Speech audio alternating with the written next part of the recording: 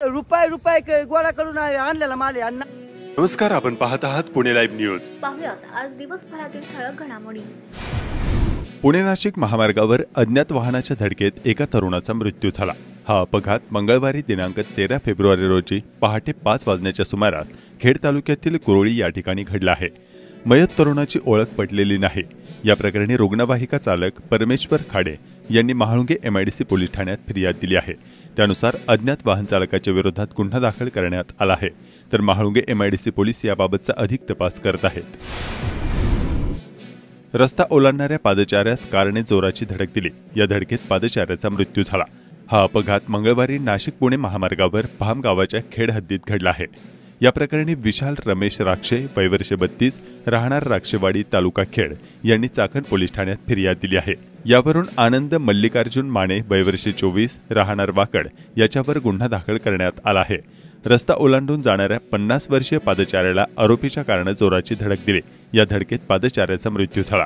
अद्याप मयताची ओळख पटली नसून चाकण पोलिसांनी या प्रकरणी गुन्हा दाखल केला आहे। हडपसरमधील व्यापाऱ्याचा पाठलाग करून त्यांच्यावर पाळत ठेवत पार्क केलेल्या दुचाकीच्या डिक्कीतून 11,50,000ची रोकड चोरून पसार झालेल्या चाकणमध्ये वास्तव्यास असलेल्या चोरट्यास खडक पोलिसांनी सापळा रचून अटक केली। भवानी पेठेतील टिंबर मार्केट या ठिकाणी हा प्रकार 12 दिवसांपूर्वी घडला होता। रामकेवल राजकुमार सरोज वय वर्ष 46 सध्या राहणार चाकण मूळ राहणार उत्तर प्रदेश असे अटक करण्यात आलेल्याचे नाव आहे। राज्य विधिमंडळाचे विशेष अधिवेशन बोलवावे यासाठी मनोज जरांगे पाटील गेल्या 4 दिवसांपासून उपोषण करत आहेत। त्यांना समर्थन देण्यासाठी सकल मराठा समाजाकडून बुधवार दिनांक 14 फेब्रुवारी रोजी महाराष्ट्र बंदची हाक दिली होती। या निमित्ताने आळंदी देवाची बाजारपेठ बुधवारी कडकडीत बंद होती। खेड तालुक्यातील निमगाव येथील खंडोबा मंदिर हे पौराणिक धार्मिक स्थळ आहे। या ठिकाणी भरणाऱ्या यात्रेला दरवर्षी 3 ते 4 लाख भाविक येत असतात।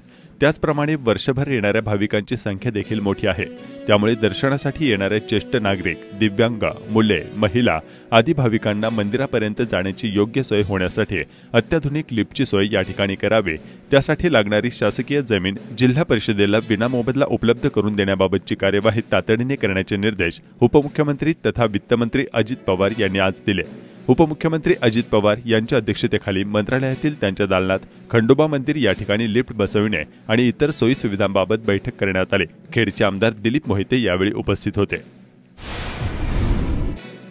तीर्थक्षेत्र येलवाडी येथील नियोजित रिंग रोड लगत गट क्रमांक 300 मधील 19 हेक्टर 33R इतकी शासकीय गायरानातील जागा चाकण कृषी उत्पन्न बाजार समितीला देण्याचे निर्देश उपमुख्यमंत्री अजित पवार यांनी दिले आहेत। याबाबत पुण्याचे जिल्हाधिकारी यांना 4 जानेवारी रोजी निर्देशपत्र देण्यात आले असल्याची बाब समोर आली आहे। खेड कृषी उत्पन्न बाजार समितीने देखील जागा देण्याची मागणी येलवाडी ग्रामपंचायतीकडे केली होती। बाजार समितीने येलवाडी येथील गायरानातील जागेची मागणी केली होती। गायरानातील जागा ही येलवाडी ग्रामपंचायतकडे देखभालीसाठी आहे। चाकणच्या बाजाराचे विकेंद्रीकरण होऊन यामुळे चाकण मार्केटचे महत्त्व कमी होणार असल्याची चर्चा आहे। अग्रगण्य ना नफा गृहनिर्माण संस्था हॅबिटेट फॉर ह्युमॅनिटी इंडिया यांनी खेड तालुक्यातील बुरसेवाडी या ठिकाणी 18 घरे आणि 40 घरगुती स्वच्छतागृहांचे बांधकाम पूर्ण केले आहे। सुरक्षित आणि माफक गृहनिर्माणची तातडीने गरज पूर्ण करण्याच्या उद्देशाने हे बांधकाम पूर्ण करण्यात आले आहे। घरे आणि स्वच्छतागृहांचे संबंधित कुटुंबांना हस्तांतरण करण्यात आले। राजगुरुनगर नगर परिषदेकडे ग्रामपंचायतीचे कर्मचारी सेवेत दाखल होऊन देखील समावेशनासह किमान वेतन PF खाते उघडण्याची मागणी श्रमिक संघटनेच्या वतीने करण्यात आली आहे। या मागण्यांचे निवेदन पालिकेला देण्यात आले आहे। चाकण शिक्षक मंडळाच्या कला व वाणिज्य महाविद्यालयात बुधवारी वार्षिक स्नेहसंमेलन उत्साहात साजरे झाले।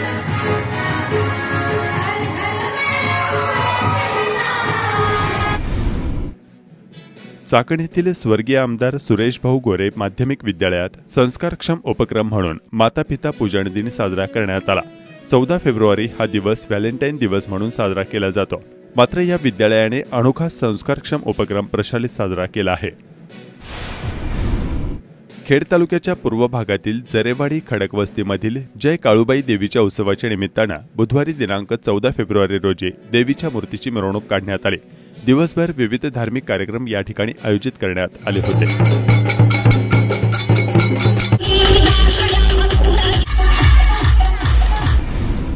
दौंडकरवाडी रामनगर या ठिकाणी गणेश जयंती मोठ्या उत्साहात साजरी करण्यात आली। गणेश जयंतीच्या निमित्ताने दौंडकरवाडी रामनगर या ठिकाणी गणेश मंदिरात महापूजा आणि अभिषेक करण्यात आला। 29 लाख रुपये घेऊन पोकलेन मशीन नावावर करून देण्यास टाळाटाळ केल्याप्रकरणी दोघांवर खेड पोलिसात गुन्हा दाखल करण्यात आलाय। पोपट शेंडे व किशोर शेंडे दोघे राहणार पंढरपूर जिल्हा सोलापूर अशी या प्रकरणी गुन्हे दाखल झालेल्या पिता व पुत्रांची नावे आहेत। संभाजी भागुजी राऊत राहणार निमगाव खंडोबा तालुका खेड यांनी या प्रकरणी खेड पोलिसात तक्रार दिली आहे। खेड पोलीस याबाबतचा अधिक तपास करत आहेत। खरपुडी बुद्रुक तालुका खेड येथे असलेल्या जिल्हा परिषद प्राथमिक शाळेत विद्यार्थ्यांना शिकवण्यासाठी शिक्षक नाहीत। एकच शिक्षक गेल्या 2 महिन्यापासून विद्यार्थ्यांना शिकवत आहे। यामुळे विद्यार्थ्यांचे नुकसान होत असून तात्काळ शिक्षक द्यावा अशी मागणी पालकांनी केली आहे। मागील अनेक वर्ष वाहतूक कोंडीत अडकून बदमान झालेल्या चाकण परिसरात नवीन रस्त्यांचे जाळे निर्माण होणार असल्याचे शासनाकडून प्रस्तावित असलेल्या प्रकल्पांनी समोर आले आहे। पुणे नाशिक महामार्गाचे रुंदीकरण, त्यासह चाकण शिक्रापूर महामार्गाचे एलिव्हेटेड मार्ग, प्रस्तावित रिंग रोड, पुणे नाशिक औद्योगिक द्रुतगती मार्ग, पुणे नाशिक लोहमार्ग आणि तळेगाव ते उरुळी कांचन लोहमार्ग चाकण परिसरातून जाणार असल्याचे प्रशासनाकडून सांगण्यात येत आहे। त्यामुळे वाहतुकीचे प्रचंड जाळे या भागात निर्माण होण्याची शक्यता आहे। त्यामुळे नजीकच्या काळात चाकण हे ट्रान्सपोर्ट हब म्हणून उदयास येणार असल्याचे बोलले जात आहे। प्रत्यक्षात स्थानिक नागरिकांनी अनेकदा झालेल्या घोषणा आणि पूर्णत्वास न आलेली कामे असा अनुभव आहे। त्यामुळे एवढे सगळे प्रकल्प प्रत्यक्षात यावेत, अन्यथा तेलही गेले तूपही गेले अशी अवस्था होऊ नये अशी स्थानिकांची भावना आहे। खेड तालुक्यात वन्य प्राण्यांचा उपद्रव वाढला। 10 मेंढ्यांवर हल्ला, 7 ठार, 3 बेपत्ता। हिंस्त्र वन्य प्राण्यांच्या हल्ल्यात 7 मेंढ्या ठार झाल्या तर 3 गायब झाल्याची घटना रात्री चाकणजवळ आगरवाडी तालुका खेड येथे घडली। सदरचा हल्ला बिबट्याने केल्याचे मेंढ्यांचे मालक असलेल्या धनगर बांधवांनी आणि स्थानिक शेतकऱ्यांनी सांगितले आहे। तर वन विभागाने बुधवारी 14 फेब्रुवारी 2024 रोजी दुपारी घटनास्थळी भेट देऊन पाहणी केली आहे। मात्र अद्याप सदरचा हल्ला बिबट्याने केला असल्याचे वन विभागाने स्पष्ट केलेले नाही। या मेंढ्यांच्या उत्तरीय तपासणीनंतर हा हल्ला नेमका कोणत्या वन्य प्राण्याने केला याबाबत सांगता येईल असे वन विभागाने कळवले आहे। स्थानिक नागरिक धनगर बांधव यांनी याबाबत काय सांगितले पाहूयात। 2 वाजता बिबटे एकूण 2 आल्याच्या नंतर त्यांनी जाळी तोडी मारली। मग माई बकर पळून गेली तिकडे गेल्याच्या नंतर मग मी उठलो आणि तिकडे गेलो। तिकडे गेल्याच्या नंतर मला माग येऊपर्यंत त्यांनी 12 बकर मारली। बाबूराव जाधव यांच्या शेतामध्ये काल रात्री मेंढपाच्या कळपावर काही वन्य हिंसक प्राण्यांनी हल्ला केला। त्यामध्ये साधारण 12 मेंढ्यांचा मृत्यू झालेला आहे आणि त्यापैकी 8 या ठिकाणी मृत्युमुखी पडलेले आणि 4 गायब आहेत। त्याचप्रमाणे शेतकऱ्यांच्या आणि आमच्या मेंढपाळाच्या मागणीवरनं या ठिकाणी वन विभागाच्या रावते मॅडम या ठिकाणी आलेल्या आहेत। त्यांनी त्याचा पंचनामाही केलेला आहे। परंतु माझं या ठिकाणी सांगणं एकच आहे की अशा प्रकारचे हल्ले इथून मागे झालेले आहे। आपण पाहत असाल गेल्या काही दिवसापूर्वी चाकण आणि पंचकृषीमध्ये या शेतीचा जो भाग आहे त्यामध्ये बऱ्याच वेळा या ठिकाणी वन्य हिंसक प्राण्यांचा हल्ला झालेला आहे। त्या दृष्टीनं त्या ठिकाणी जनजागृती शेतकऱ्यांसाठी काही शिबिरं राबवता आली तर त्यासाठी प्रयत्न झालेले पाहिजे। त्याचप्रमाणे पिंजरेही लावले गेले पाहिजे। अशा प्रमाणे या ठिकाणी जे काही भविष्यात हल्ले होऊ शकतात, मग त्याच्यामध्ये आज प्राण्यावर हल्ले झाले तर पुढच्या काळात माणसावरही मनुष्यावर हल्ले होऊ शकतात। त्या दृष्टीने उपाययोजना होणं गरजेचं आहे। मेंढ्या मृत्युमुखी पडलेल्या आहे, त्यांचीही भरपाई शासनाच्या वतीनं वन विभागाच्या वतीनं संबंधित मेंढपाळाला मिळाव्या अशा।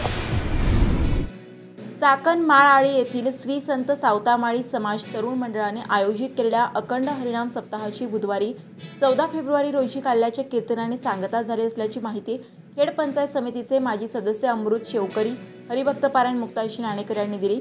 येथे महाप्रसादासाठी चाकणमधील हजारो भाविकांनी आवर्जून हजेरी लावली। श्री संत सावतामाळी समाज तरुण मंडळाने या ठिकाणी आयोजित केलेला हरिनाम सप्ताह, या सप्ताहाचं हे 17वे वर्ष। एक तप्पपुरतं पूर्ण केलेला असा हा सप्ताह गेली 17 वर्ष अव्यवहितपणे चालू आहे।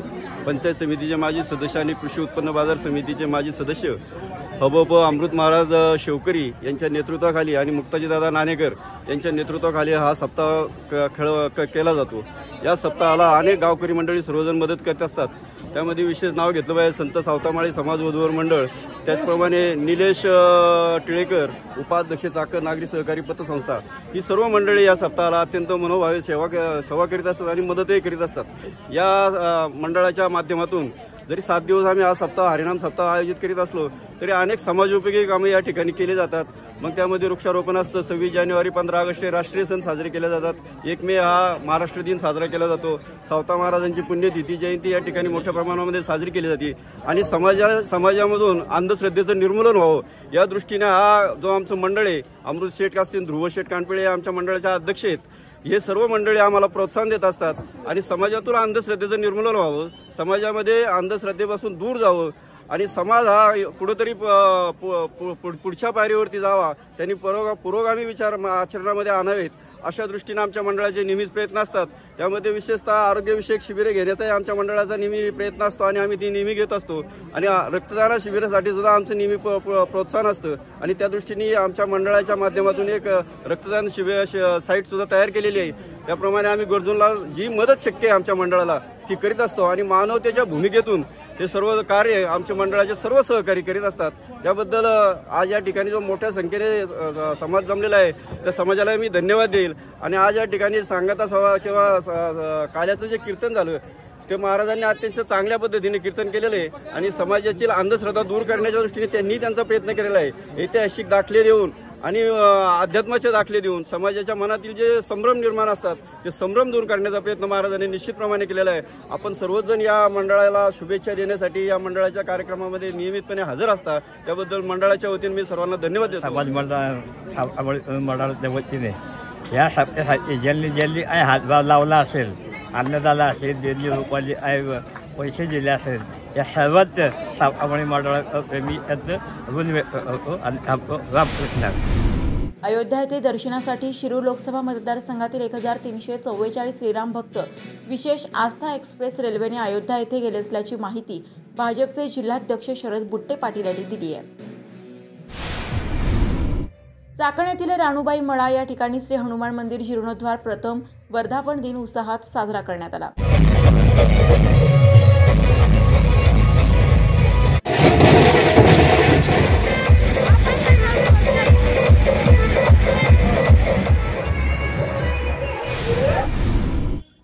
चाकण मार्केटमध्ये भाजीपाला कवडी मोल भावाने विक्री करावा लागत आहे। भाजीपाला उत्पादक शेतकरी आणि विक्रेते यावर संताप व्यक्त करत असल्याचे चित्र पाहावयास मिळत आहे।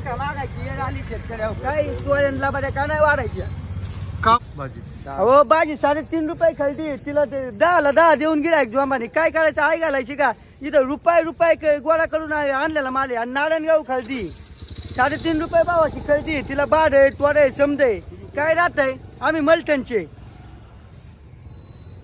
अहो काय पहिला निर्यात चालू होती तर कांदा 50 रुपये भावानी मी कांदा दिलाय 25 पिशव्या आणि शेवट 500 पिशवी आली आणि तेव्हा 8 रुपयांनी कांदा जाग्यावर दिलाय बडून। काय राहिलं सांगा ना तुम्ही? रात्रभर पाणी दळायचं काय चुकत नाही का कोणला? शेतकरी असू द्या, व्यापारी असू द्या, हमाला असू द्या, तोलणार असू द्या, कोणीही असू द्या, मोदी सरकारने पण आपलं वाटोळं केलंय शेतकऱ्याचं पहिल्यापासून। खेड कृषी उत्पन्न बाजार समितीच्या चाकण येथील महात्मा फुले मार्केटमध्ये बुधवारी 14 फेब्रुवारी 2024 रोजी कांद्याची 12,000 पिशवी आवक होऊन 700 ते 1500 रुपये एवढा भाव मिळाल्याचे बाजार समिती प्रशासनाने सांगितले। खेड कृषी उत्पन्न बाजार समितीच्या चाकण येथील महात्मा फुले मार्केटमध्ये बुधवारी 14 फेब्रुवारी 2024 रोजी तरकारी मालाची आवक आणि भाव काय होते जाणून घेऊया। खेड कृषी उत्पन्न बाजार समिती उपबाजार महात्मा फुले मार्केट यार्ड या ठिकाणी फळभाज्या असेल, पालेभाज्या असेल यांची आवक अतिशय कमी प्रमाणात झालेली आहे, परंतु यांचे बाजारभाव मात्र वाढलेले नाहीत। फक्त कोबी आणि फ्लावरचे थोडे भाव वाढलेले आहेत। त्याचप्रमाणे पालेभाज्या असतील, पालेभाज्याचे भाव तर अतिशय कमी झालेले आहेत, ते शेतकऱ्याला आणायला सुद्धा परवडत नाही, त्यांचं भाडं सुद्धा होत नाही। आज रोजी कोबी असेल, कोबी 10 ते 15 रुपये किलो आहे, फ्लावर सुद्धा 10 ते 12 रुपये किलो आहे। त्याचप्रमाणे वाटाण्याचे भाव सुद्धा आज कमी झालेले आहेत। वाटाणे 45 रुपये किलो होते, तेच वाटाणे आज 30 ते 40 रुपये किलो आहे। त्याचप्रमाणे शेवगा असेल, शेवग्याचे भाव 60 रुपये ते च्या दरम्यान होते. आज ते शेवगा 25 ते 30 रुपये किलो झालेला आहे. टमाट्याचे भाव 10 ते 20 रुपये किलो आहे. त्याचप्रमाणे शिमला मिरची असेल, शिमला मिरची सुद्धा भाव थोडे कमी झालेले आहे. शिमला मिरची 50 ते 55 रुपये आहे. त्याचप्रमाणे पालेभाज्या असेल, पालेभाज्यामध्ये मेथी 4 ते 5 रुपयाला गड्डी आहे. कोथिंबीर 3 ते 4 रुपयाला गड्डी आहे. पालक सुद्धा 3 ते 4 रुपयाला गड्डी आहे. शापू 6 ते 7 रुपयाला गड्डी आहे. सर्वसाधारण बाजारामध्ये. नमस्कार, आपण पाहत आहात पुणे लाईव्ह न्यूज.